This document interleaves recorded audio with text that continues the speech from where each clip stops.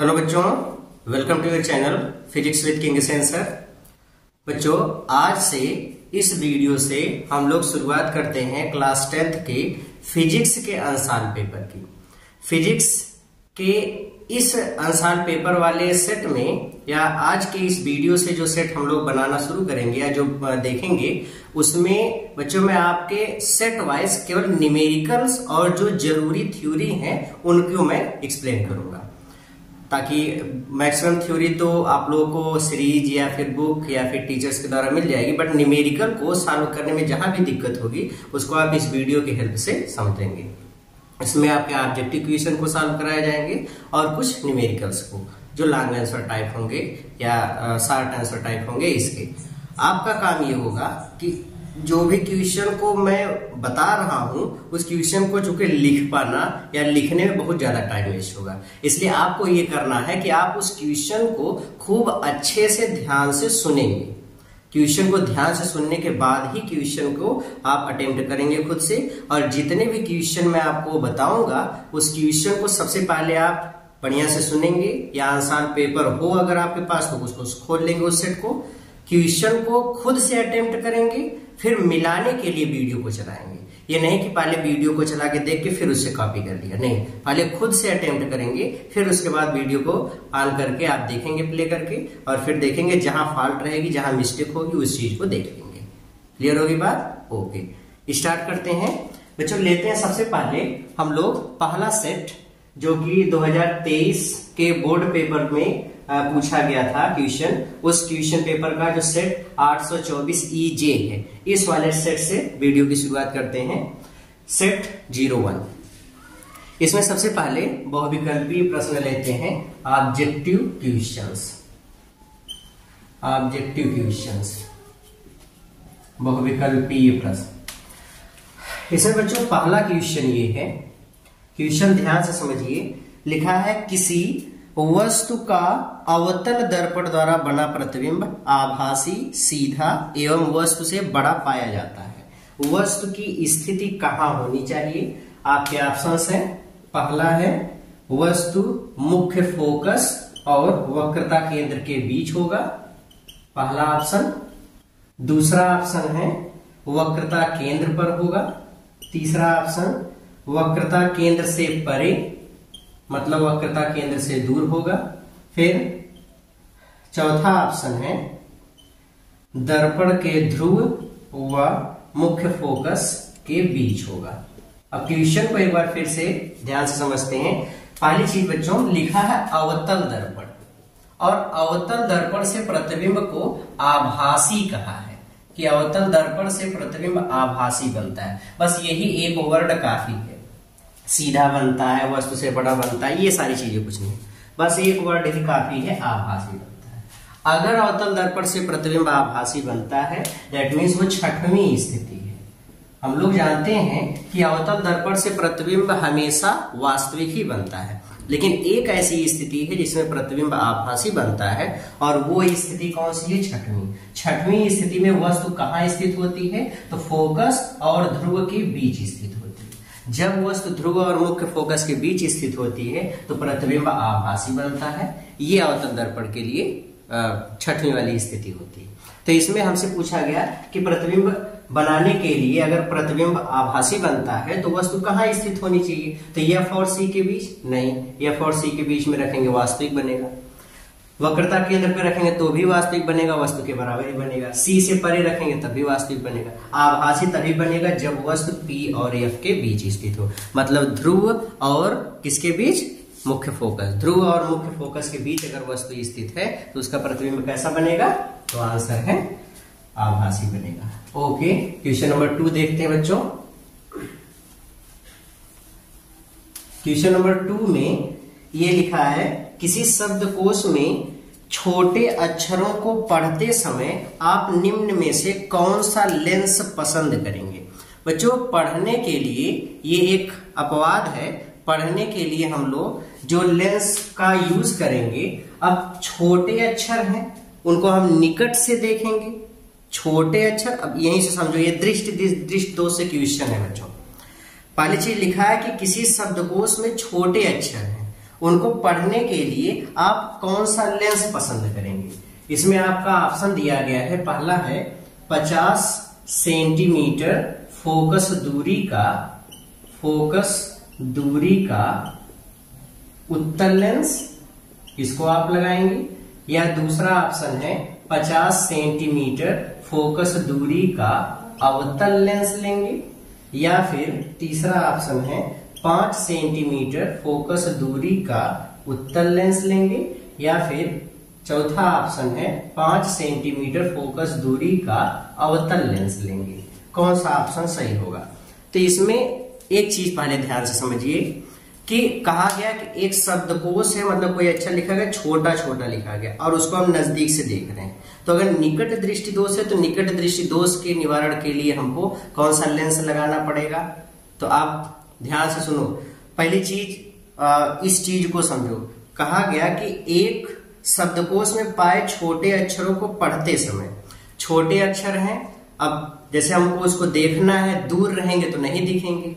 अब यहीं से समझो, दूर रहेंगे तो नहीं दिखेंगे, पास करके देख रहे हैं, तो अगर निकट की वस्तु दिखाई दे रही है, दूर की वस्तु नहीं दिखाई दे रही है, तो कौन सा दृष्टि दोष हुआ?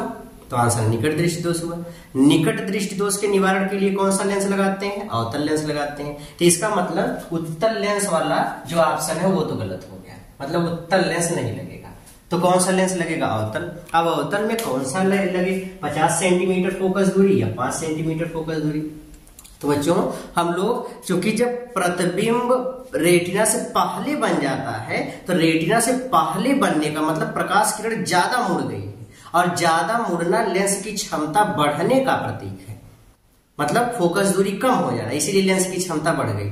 और हम लोग लेंस की क्षमता अगर कम कर लें तो उस समय हमारा जो अवतल लेंस लगा ले जिसकी फोकस दूरी ज्यादा हो या उसकी क्षमता कम हो। क्षमता और फोकस दूरी का व्युत्क्रमानुपाती का संबंध है। फोकस दूरी के व्युत्क्रम को क्षमता कहते हैं। फोकस दूरी ज्यादा होगी तो भी क्षमता कम होगी, और जो प्रकाश किरण ज्यादा मुड़ गई थी वो कम मुड़ पाएगी, इसलिए हमको बड़ी फोकस दूरी का अवतल लेंस लेना पड़ेगा। तो बड़ी फोकस दूरी कितनी है? 50 सेंटीमीटर। तो कौन सा ऑप्शन सही होगा? 50 सेंटीमीटर फोकस दूरी का अवतल लेंस। इस चीज को बारीकी से समझो कि निकट दृष्टि दोष में होता यह है, जैसे ये रेटिना है, ये नेत्र का गोलक है, और यहाँ पे नेत्र लेंस है, इसकी क्षमता बढ़ जाती है, इसलिए प्रतिबिंब पहले ही रेटिना से कट जाता है, किरण आरेख पहले ही कट जाती है, इसलिए प्रतिबिंब रेटिना से पहले ही बन जाता है।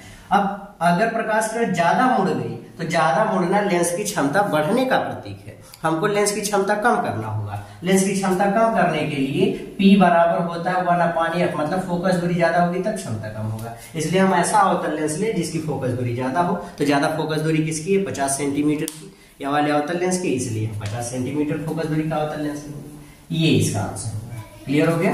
ओके। क्वेश्चन नंबर 3 देखते हैं।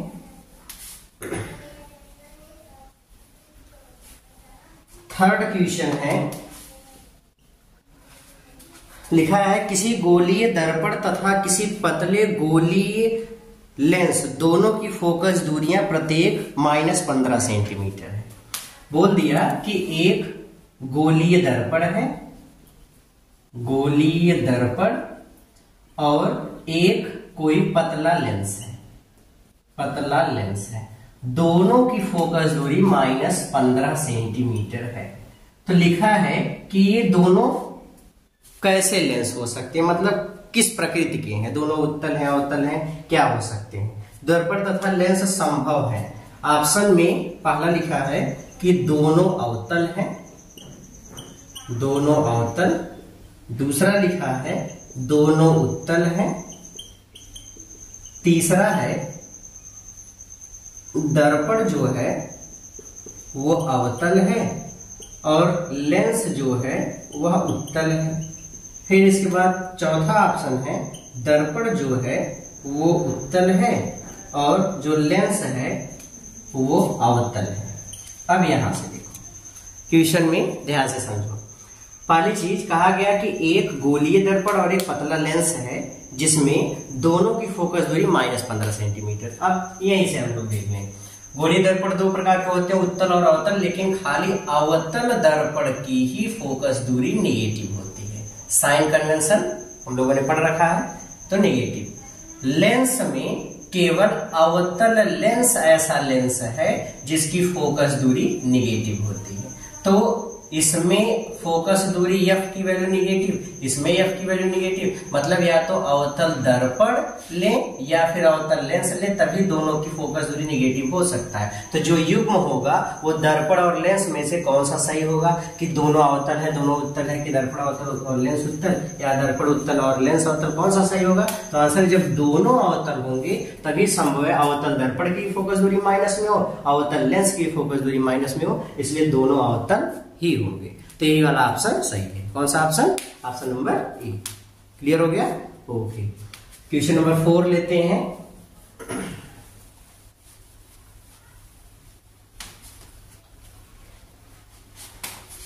क्वेश्चन नंबर 4, चौथे वाले क्वेश्चन में कहा गया है मानव नेत्र के जिस भाग पर किसी वस्तु का प्रतिबिंब बनता है वह होती है। मतलब नेत्र में किस भाग पर प्रतिबिंब बनता है। ऑप्शन है कार्निया पर, नहीं बनती। दूसरा परितारिका, इस पर भी नहीं बनता। पुतली, उस पर भी, ऊपर पुतली पर इमेज नहीं बनता। फिर लिखा दृष्टिपटल, दृष्टिपटल को ही बच्चों हम लोग रेटिना कहते हैं। दृष्टिपटल अगर कहीं पर लिखा है, इसी को हम लोग क्या बोलते हैं, रेटिना। और नेत्र पे प्रतिबिंब कहाँ बनता है, रेटिना पर ही बनता है, इसलिए कौन सा ऑप्शन सही होगा, दृष्टिपटल, ऑप्शन नंबर डी। ये वाला क्वेश्चन फिर से देखो, मानव नेत्र के जिस भाग पर प्रतिबिंब बनता है वह क्या होता है। तो आंसर है वह दृष्टिपटल होता है या रेटिना होता है। तो रेटिना पर प्रतिबिंब बनता है। क्लियर हो गया, ओके। क्वेश्चन नंबर 5 लेते हैं। क्वेश्चन नंबर 5 में देखिए, क्वेश्चन नंबर 5 है बच्चों कि दो चालक जिनके पदार्थ समान लंबाई, एक ही पदार्थ और समान व्यास के हैं, इन्हें किसी परिपथ में पहले श्रेणी क्रम और फिर पार्श्व क्रम मतलब समांतर क्रम में जोड़ा जाता है। श्रेणी क्रम और पार्श्व क्रम संयोग में उत्पन्न ऊष्माओं का अनुपात क्या होगा, उसमें हीट जो क्रिएट होगी उसका रेशियो क्या होगा। इसमें ऑप्शन दिया गया है। पहला ऑप्शन है 1:2, दूसरा ऑप्शन है 2:1, तीसरा है 1:4 और चौथा है 4:1।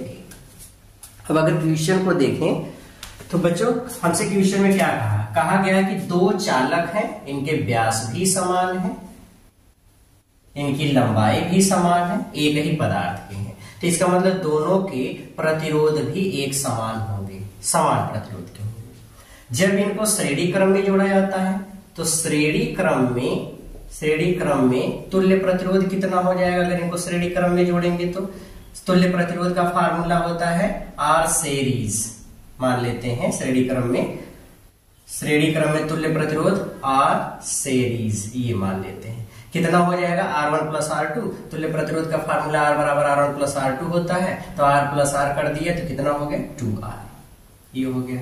मान लो श्रेणी क्रम में H1 हीट निकलती है, तो H1, H का ऐसा फार्मूला लिखो जिसमें R आता हो। तो H का फार्मूला हम लोग कोई सा भी फार्मूला लगा सकते हैं, V² / R × T, ये वाला भी लगा सकते हैं, या I² RT ये भी लगा सकते हैं। तो H1 = V² R जो प्रतिरोध है, तुल्य प्रतिरोध कौन सा है, R सीरीज वाला × T, R सीरीज × T। तो R सीरीज का मान किसके बराबर, 2R × T, समीकरण 1 मान लिया। कोई डाउट है। दो प्रतिरोध है, अगर लंबाई समान, पदार्थ समान, व्यास समान, तो दोनों के प्रतिरोध समान। श्रेणी क्रम में जोड़ दिया, तुल्य प्रतिरोध 2R आया। H का फार्मूला V² / RT होता है, लेकिन R के स्थान पे श्रेणी क्रम में जोड़े तो श्रेणी क्रम वाला प्रतिरोध। H1 = V² / R सीरीज का मान 2R × T, इक्वेशन फर्स्ट। दूसरा, जब हम इनको समांतर क्रम में जोड़ते हैं, अगर हम इनको समांतर क्रम में जोड़ते हैं तो समांतर क्रम में तुल्य प्रतिरोध कितना होगा, R पैरेलल मान लेते हैं। R पैरेलल किसके बराबर होगा, तो फार्मूला क्या है बच्चों, R का R1 R2 / R1 + R2। तो R × R / R + R = 2R, एक R से एक R कैंसिल, बराबर R/2, ये आ गया R पैरेलल, ये इसका मान। इसलिए ऊष्मा H2 मान लेते हैं। मान लेते हैं कि समांतर क्रम में जब इनको जोड़ा गया तो जो हीट क्रिएट होती है वो है H2। H2 किसके बराबर होगा? तो वही फार्मूला V² बटे R, लेकिन इस समय पैरेलल वाला, पैरेलल इंटू T। इससे फार्मूला लगा दो, H2 बराबर V² बटे R, पैरेलल किसके बराबर है? R/2, 2 ऊपर चला गया, इंटू T। Equation number 7।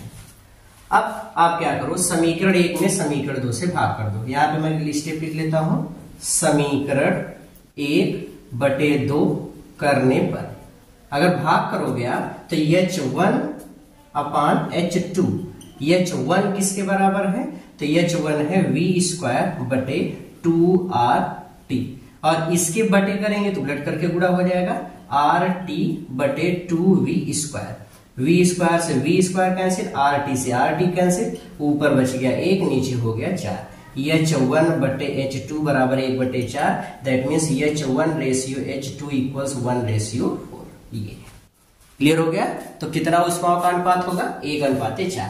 कौन सा ऑप्शन सही है? थर्ड वाला। तो third is right answer. Clear हो गया? ओके, मिटा दें। Very good. अगला क्वेश्चन लेते हैं, क्वेश्चन नंबर 6।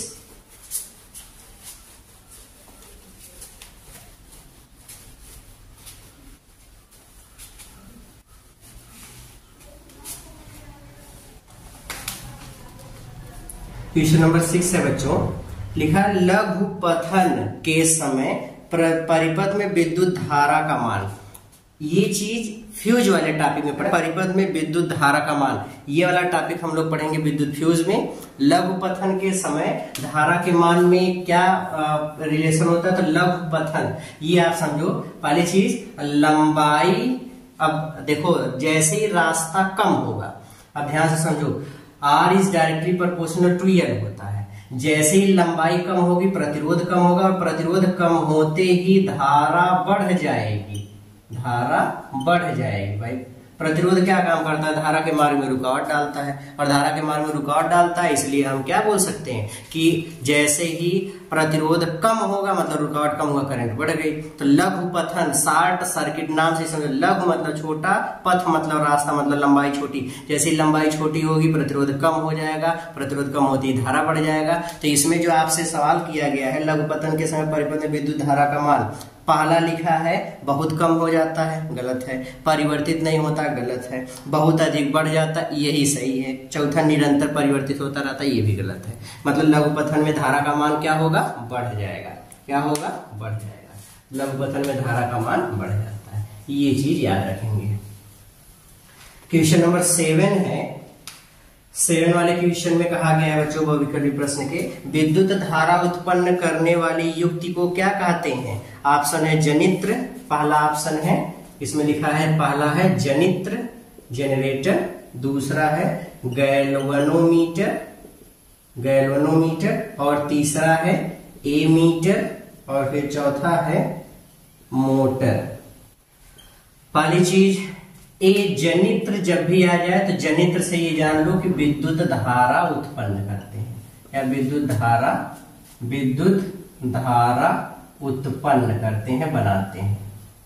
जनित्र एक ऐसी जनरेटर, चाहे एसी, इसी जनित्र को ही हम लोग डायनेमो के नाम से भी जानते हैं। डायनेमो के नाम से भी इसी को जानते हैं। तो डायनेमो हो या जनित्र कहा जाए, ये विद्युत धारा का निर्माण करता है, विद्युत धारा उत्पन्न करते हैं जनित्र से। गैल्वेनोमीटर से बच्चों हम धारा मापते हैं। क्या मापते हैं? धारा। इससे हम लोग विद्युत धारा का मापन करते हैं। एमीटर से भी धारा ही मापते हैं, धारा इससे भी मापते हैं, लेकिन दोनों में अंतर है। ये दोनों दिशाओं की धारा मापता है और ये एक दिशा की धारा मापता है।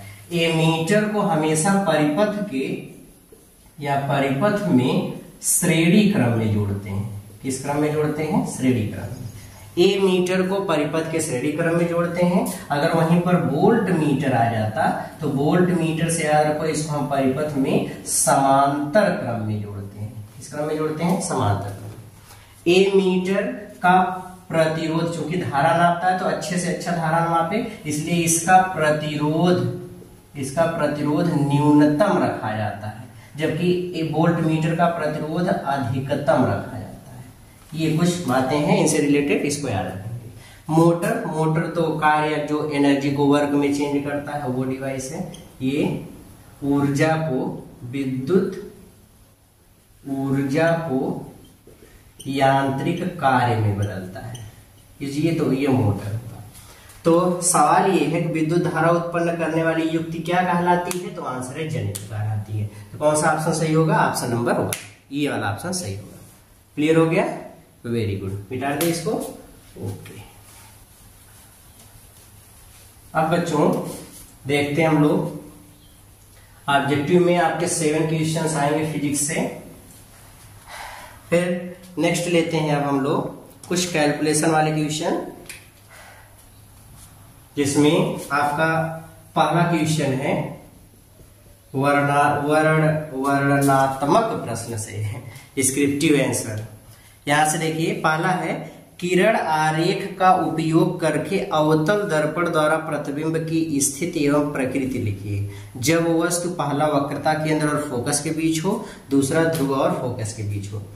तो अवतल दर्पण हमसे बोल दिया पहली स्थिति है, इसमें आपको क्या खींचना है, किरण आरेख, रे डायग्राम बनाना है। पहली स्थिति में वस्तु कहां पर स्थित है, तो वस्तु कहा गया है वक्रता केंद्र मतलब C और मुख्य फोकस के बीच स्थित है ये है। तो रे डायग्राम बनाएंगे, अवतल दर्पण ले लिया, फिर ये ध्रुव हो गया, यहाँ पे मुख्य फोकस ले लिया, यहाँ पे वक्रता केंद्र ले लिया, वस्तु को यहाँ पे बीच में रख दिया, ए बी कोई वस्तु है। रूल के अकॉर्डिंग एक प्रकाश किरण को मुख्य अक्ष के समांतर लेके जाएंगे, जो परावर्तन के बाद मुख्य फोकस से होकर के जाएगी, तो यहां से होकर के चली गई। दूसरी प्रकाश की किरण को मुख्य फोकस से होकर के लेकर के जाएंगे, जो मुख्य फोकस से होकर के जाएगी, परावर्तन के बाद मुख्य अक्ष के समांतर निकलेगी, और दोनों एक दूसरे को जहां पे काटेंगे, दोनों एक दूसरे को जहां पे काटेंगे वहीं पर इसका प्रतिबिंब बनेगा। तो ये प्रतिबिंब इसका बनेगा यहाँ पे ए डैश बी डैश। ये अब अगर इसकी प्रकृति देखा जाए तो इसकी प्रकृति कैसी होगी, नेचर कैसा है, पहली चीज देखो बच्चों, उल्टा बन रहा है, उल्टा पुल्टा प्रतिबिंब है। दूसरा, वस्तु से बड़ा बन रहा है, ये भी सही बात है। फिर अब वास्तव में प्रकाश की किरणें काट रही हैं परावर्तन के बाद, इसलिए प्रतिबिंब कैसा है, वास्तविक है, तो वास्तविक प्रतिबिंब बनेगा। कहां बन रहा है, तो अनंत और सी के बीच बन रहा है, के बीच, या सी से परे भी इसी को लिखते हैं, मतलब वक्रता केंद्र से अधिक दूरी पर। तो पहली स्थिति में प्रतिबिंब की प्रकृति ये होगी। फिर दूसरी स्थिति, दूसरी स्थिति में देखते हैं इमेज कहां बनेगा। दूसरी स्थिति में क्वेश्चन में हमसे कहा जब वस्तु ध्रुव और फोकस के बीच हो, अगर वस्तु P और F के बीच होगी, अवतल दर्पण ले लिया, इसका प्रिंसिपल एक्सिस मुख्य अक्ष हो गया, यहां पे इसका ध्रुव हो गया, सॉरी मुख्य फोकस, और यहां पे इसका वक्रता केंद्र। वस्तु को P और F के बीच में यहां पर रख दिया गया, ये है ए बी। इसका इमेज बनाने के लिए मुख्य अक्ष के समांतर एक प्रकाश की किरण गई, जो परावर्तन के बाद मुख्य फोकस से होकर के आई, ऐसे। दूसरी प्रकाश की किरण को हम लोग लेकर के जाते हैं इस वक्रता केंद्र से, ये वक्रता केंद्र से लेकर के जाते हैं,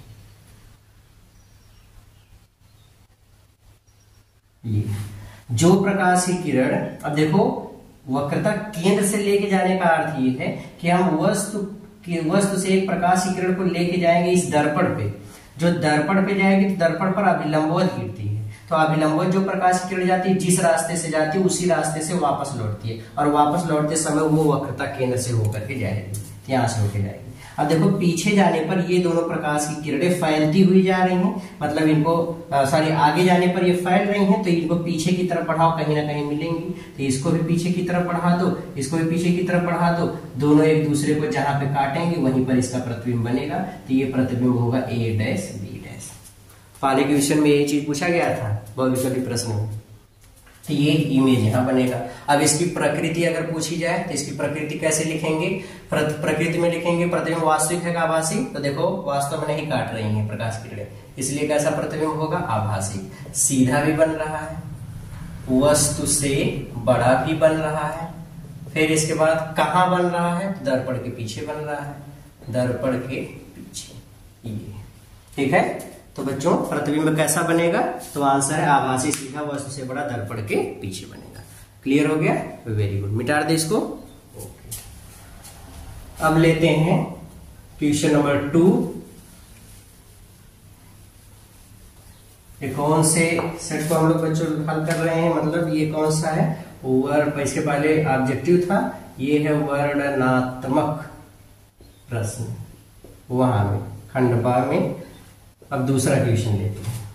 लिखा है 5 सेंटीमीटर लंबाई की कोई वस्तु है, एक वस्तु है उसकी लंबाई है 5 सेंटीमीटर, 30 सेंटीमीटर वक्रता त्रिज्या के किसी दर्पण के सामने, वक्रता त्रिज्या दिया गया है 30 सेंटीमीटर के सामने, 30 सेंटीमीटर वक्रता त्रिज्या के किसी दर्पण, कौन सा दर्पण है नहीं पता, किसी दर्पण के सामने 20 सेंटीमीटर की दूरी पर रखा है। U की वैल्यू -20 सेंटीमीटर, U नेगेटिव होता है।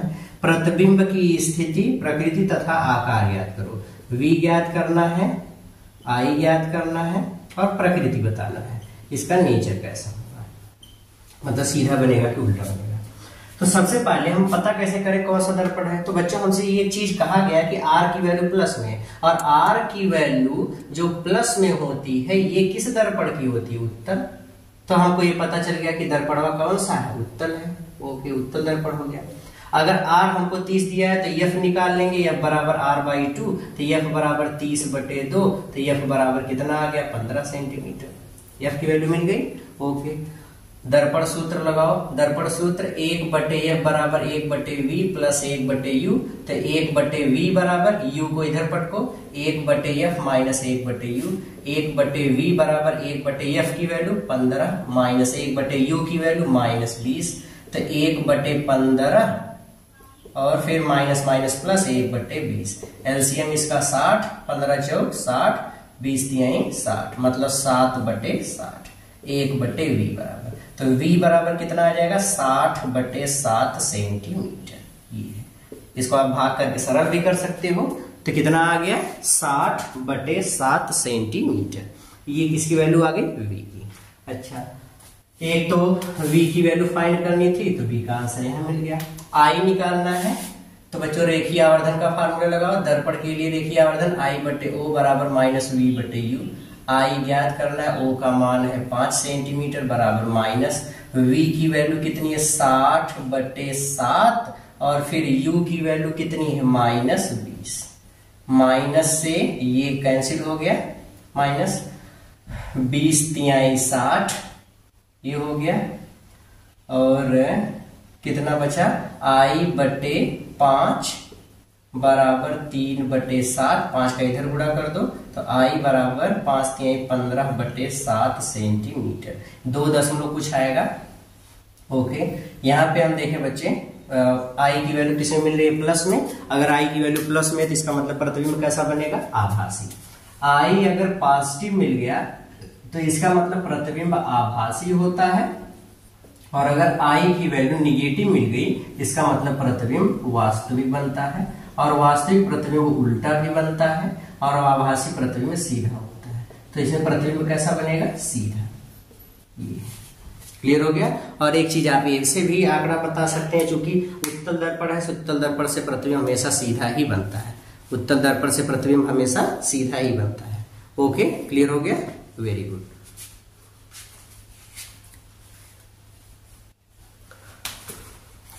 लेते हैं बच्चों अब अगला क्वेश्चन।